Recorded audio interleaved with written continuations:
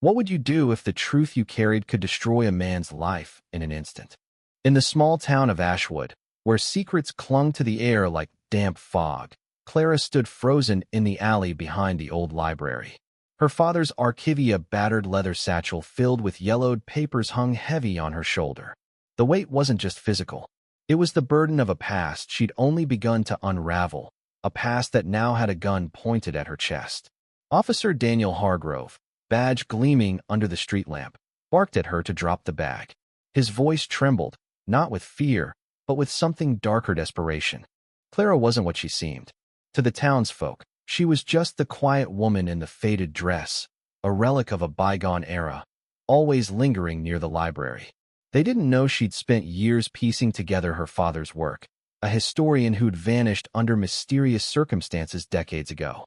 His archive held more than dusty records. It was a Pandora's box of truths about Ashwood's most powerful families, truths they'd kill to keep buried. Hargrove's grip on the gun tightened. "You don't know what you're messing with," he growled. His eyes darted to the satchel, betraying a fear Clara hadn't expected. She'd seen him around town confident, untouchable, the kind of man who thrived on control. But now, sweat beaded on his brow. Why was he so afraid of a bag of old papers? Clara's heart pounded, but she held her ground. "Lower the gun, Daniel," she said, her voice steady despite the cold metal staring her down. "You don't want to do this."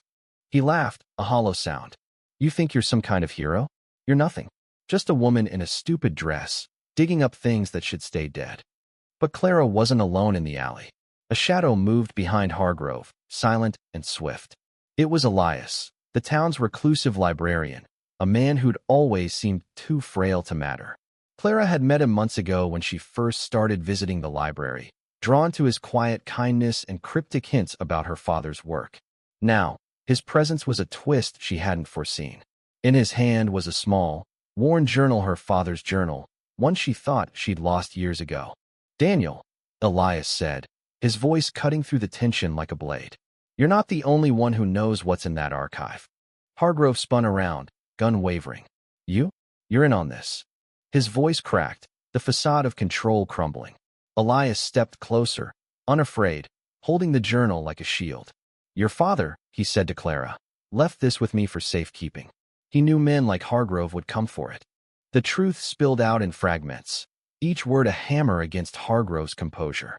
Clara's father had uncovered a conspiracy decades ago, a web of corruption tying Ashwood's elite to a series of disappearances, including his own.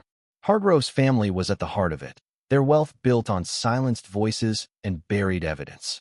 The archive wasn't just papers, it was proof, names, dates, deals. And Hargrove, a young officer back then, had been complicit in covering it all up. Clara opened the satchel, pulling out a single photograph, a young Hargrove, standing over a man crumpled in an alley not unlike this one. Her father. The image was a gut punch, but Clara didn't flinch. "This ends tonight," she said, her voice thick with grief and resolve.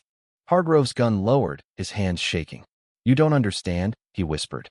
"If this gets out, I lose everything, me family, my name, my life." Clara's eyes softened, but only for a moment. "You made your choices," she said. "My father didn't get one."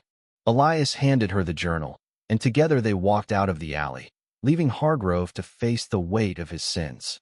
The next morning, Clara turned the archive over to the state authorities. Ashwood's secrets unraveled in the weeks that followed. Hargrove lost his badge, his reputation, his freedom.